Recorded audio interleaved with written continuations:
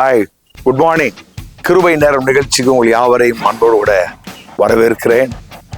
நம்முடைய வேத புத்தகத்திலே கிருபை என்ற வார்த்தை அதிகமான இடங்களில் பயன்படுத்தப்பட்டிருக்கிறது.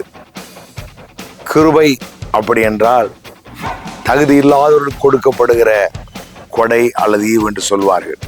அதைவிட இன்னொரு அருமையான வார்த்தையை மூத்த போதகர்கள், பரிசுத்தவான்கள் அவன் சொல்லுகிற ஒரு காரியத்தை நான் உங்களுக்கு சொல்லுகிறேன். கிருபை என்றால் நாம் எந்த விளக்கரையும் செலுத்தாமல் அனைத்து நன்மைகளையும் தேவனிடத்திலிருந்து பெற்றுக்கொள்ளும்படி கொடுக்கப்பட்ட வல்லமைதான் கிருபை.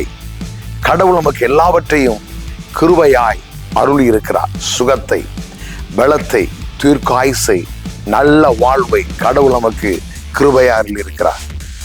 ஆண்டவர் கிருபையாய் அருளின அந்த நல்ல வாழ்வை விசுவாசித்து பெற்றுக்கொண்டு வாழ வேண்டிய பொறுப்பு நம்முடைய கருத்தில் இருக்கிறது.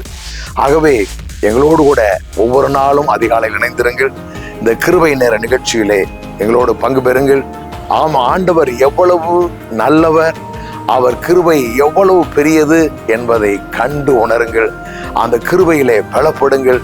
கர்த்தர் உங்களை மென்மேல் ஆசீர்வதிப்பார். உங்களுக்காக நான் ஜெபிக்கிறேன்.